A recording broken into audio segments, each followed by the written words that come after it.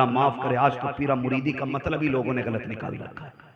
आज अल्लाह वाले के मजार पे बैठे हो, ये भी बात कह जाऊं, पहले सुन लेना, मैं पक्का बरेलवी हूं, मैं पक्का बरेलवी हूं, मेरे बरेलवी होने पे शक मत करना। लेकिन ये बात इसलिए कह रहा हूं कि शायद ये बात हमारे लोगों के खिलाफ होने लगी है। पीरा मुरीदी का मतलब होता था बंदे का ताल्लुक रब से जोड़ना। मजार उनके बनते थे जो मजार के लायक होते थे। आज तो हर चौक में मजार है, जिसका हाथ नहीं आ रहा मजार, वो कह देता रात ख्वाब में मेरे मजार वाले आए थे, और सुबह ही चादर चढ़ी होती है। अब तो ख्वाब बड़े आ रहे हैं। इसे कभी नमाज का ख्वाब नहीं आता कि 5 टाइम की पढ़े कर, इसे कभी ये ख्याल नहीं आया कि वे तू ब्याज जो ले रहा है इसे बंद कर। इसे देखा जब कोई बिजनेस नहीं चल रहा तो इसने कहा ख्वाब में आए थे मजार वाले और कहा था मैं यहां लेटा हूं, मेरा मजार बना। लोगों ने दुकान बना ली। एक तो कह रहा कि कसम खाता हूं 72 बना के रुकूंगा, नाम नहीं लूंगा, फिर बात आ जाती है। 72 बना के रुकूंगा, एक खेत में मजार पूरे, फिर देखूंगा मुझसे आगे किसकी कमाई होती है। तमाशा बना रखा है हर शख्स का मजार, बिना तहकीक के जो देखो लिपटा पड़ा, जो देखो। एक तो कह रहा जब मैं मरूं तो सुराख खोल देना, कहा किस लिए कि उससे मेरा फैज बाहर आएगा। मुरीद भी बेवकूफ थे और पीर भी बेवकूफ था, मरा सुराख खोल दिया। 3 दिन बाद इतनी बुरी बदबू आई, लोग मोहल्ला छोड़ के बाहर, सब चक्कर इतना गुलाब लौटा गया कि बदबू रुकी नहीं रही थी, रुकी नहीं रही, सुराख बंद किया, तब जाके जान छूटी। बेवकूफ, तेरे कहने से बरकतें नहीं आती हैं। खुदा की कसम उनके इश्क में जान दे के तो देख, किसने जान दी? दुनिया जानती है। अख्तर रजा ताजुश शरिया उनके जान के नाम पर जान दे और ऐलान करते गए तुम्हें जाना तुम्हें माना, न रखा गैर से कहा, लिल्लाहिल हम्द में दुनिया से मुसलमान गया। इसके अंदर जाकर के 3 दिन में बदबू आ रही थी, पूरे हिंदुस्तान में दुनिया ने देखा। मेरे मुर्शिद का जनाजा हद से ज्यादा देर तक मजार के बाहर रखा रहा। खुदा की कसम जिन गलियों से गुजर रहा था वो गलियां महक रही थी, जिन रास्तों से जनाजा गुजरता जाता था वो रात से गुजर रहे थे। जिन्हें पहले दिन मिट्टी की मोहलत ना मिली वो तीसरे दिन मिट्टी देने गए। उनका अपना बयान है कि हमने जब मिट्टी को हाथ लगाया मिट्टी से भी खुशबू आ रही थी। कोई आशिक कह रहा था जमीन मैली नहीं होती, ज़मन मैला नहीं होता, मोहम्मद के गुलामों का काफन मैला नहीं।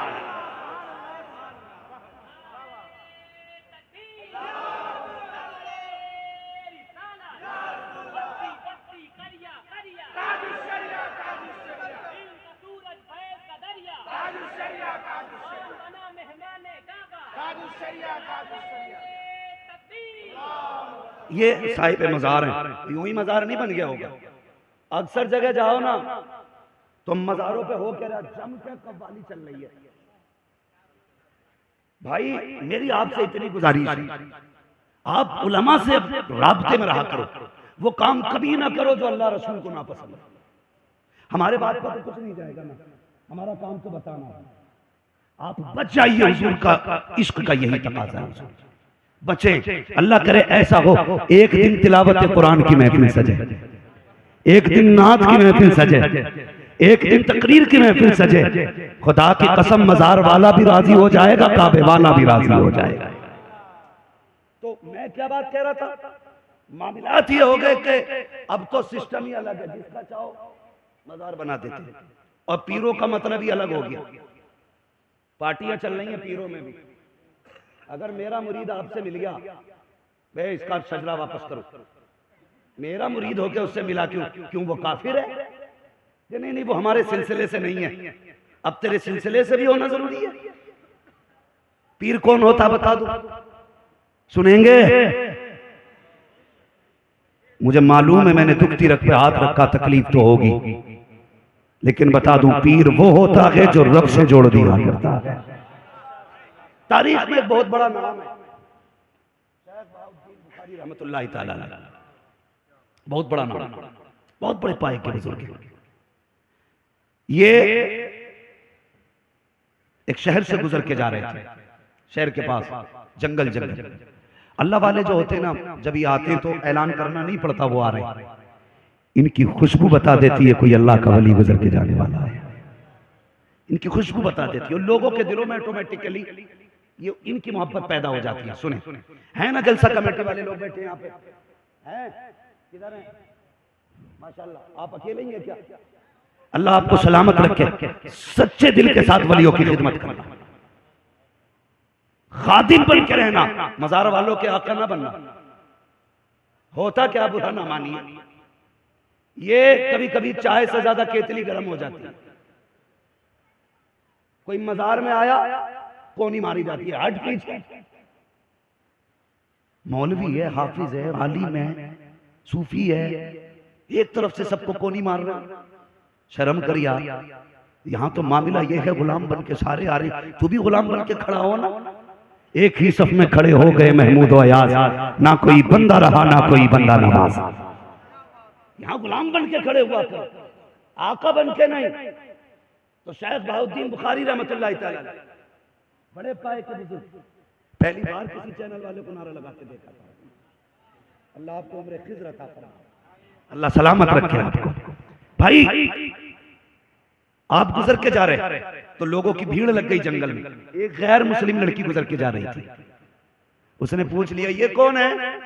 भीड़ काय की है, बच्चे होते हैं ना छोटे छोटे। उसने पूछ लिया कौन है ये? तो किसी ने कहा कि ये मुसलमानों के पीर हैं। कौन है? दोनों, आज का भी पीर याद रखना और ये पीर भी।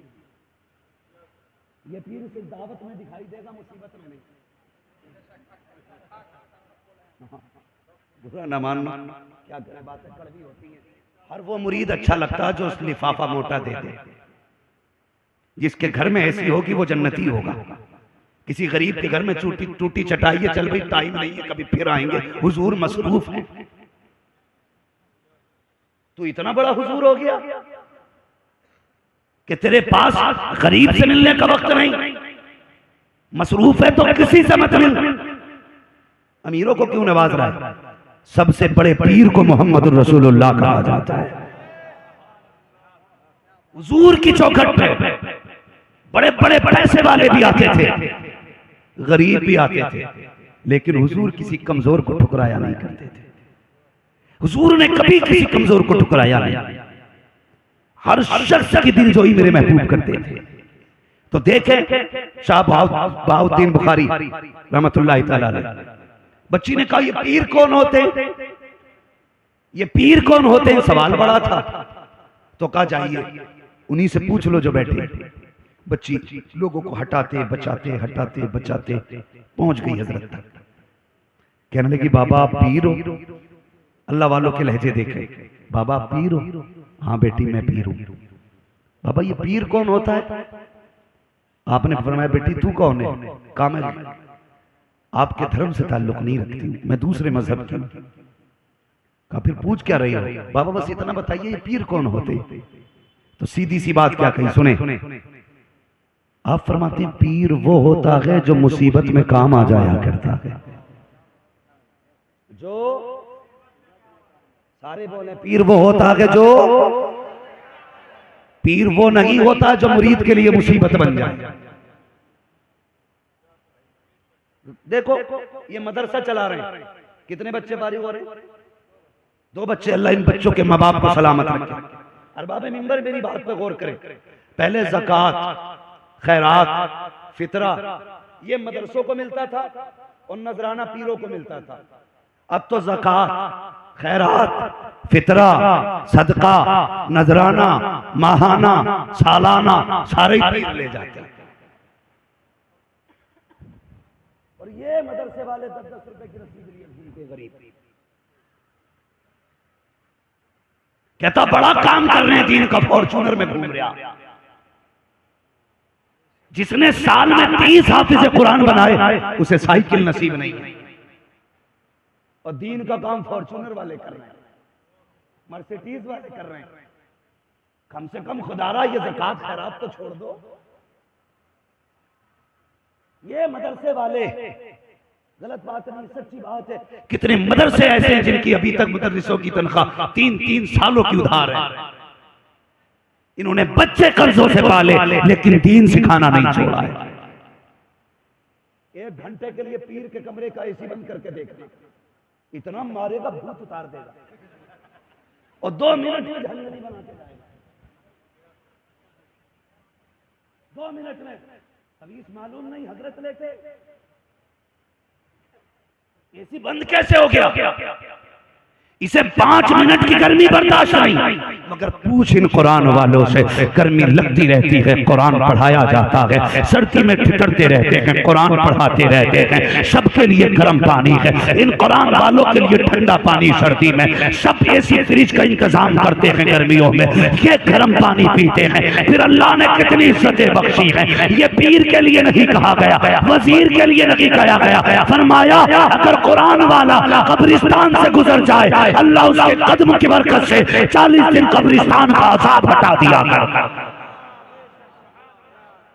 ने तुम इज्जत दो न दो, खुदा इज्जत दे रहा है, खुदा इज्जत दे रहा है। मगर मदरसे वालों, ये खुराफात सारी तुमने फैलवाई, मुरीदों की खुशामद के चक्कर में तबाह कर दिया। ऐसे ऐसे पीर ला के डाले बीच में, 10 मिनट बोलेगा, एक बार नहीं कह सकता मदरसे के ख्याल रखिएगा। ये कहेगा खानका का कमरा बन गया भाई, उसका रोशनदान तेरी तरफ से लगना है, उसकी विंडो आपकी तरफ से लगनी है। कभी ये भी कह दिया कर, ये कुरान वाले हैं, गर्मी में गर्म पानी पीते हैं, अल्लाह तौफीक दे हुजूर की रजा के लिए एक कूलर का इंतजाम कर दे, फ्रिज का इंतजाम कर दे, कह के देख अगर पीर इस तरफ आ जाए ना, लोगों की तरकीब दीन की तरफ दिलाएं, खुदा की कसम कोई मदरसा 10 रुपए की रसीद का मोहताज नहीं रहेगा। तो पीर वो होता है जो याद है बात के नहीं, जो मुसीबत में काम आए, वो नहीं होता जो मुसीबत बन जाए। ठीक है जी। बच्ची ने कहा मुसीबत में काम आए, कहा हाँ बेटी, पीर वो होता है जो मुसीबत में काम आता है। तो आपने जब इतना कहा, वो बच्ची कह, कुछ देर सोचा उसने, कहने लगी कि आप मेरे भी काम आ सकते हैं। फरमाने लगे मेरे हुजूर का कलमा पढ़ ले और मेरे हाथ में बैत कर ले, अगर जरूरत पड़ेगी हम तेरे भी काम आ जाया करेंगे।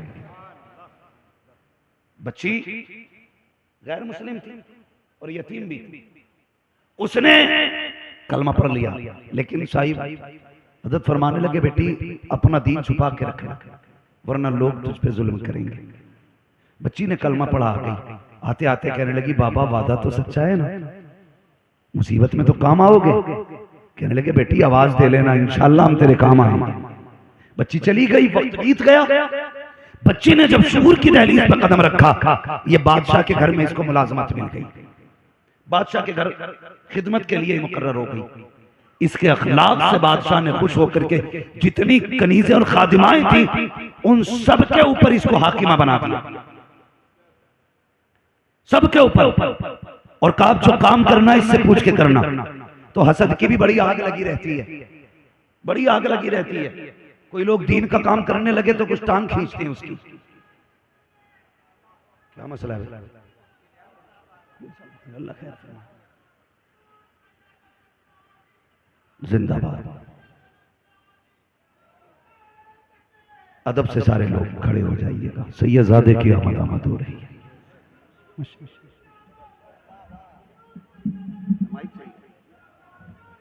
छीन लो, ले लो, मुझे तो आराम नहीं।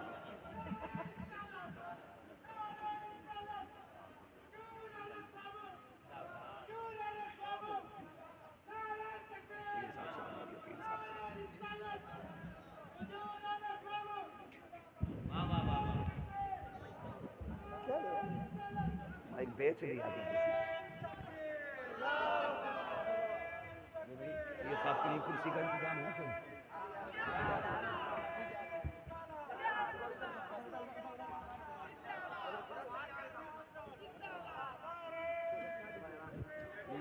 किया था, कभी तो बीच में तो साइड में बैठ ये फूल हटा लीजिए।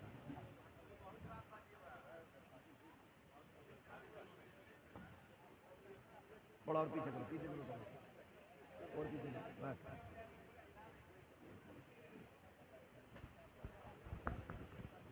नारे तकबीर, नारे रिसालत, नारे रिसालत।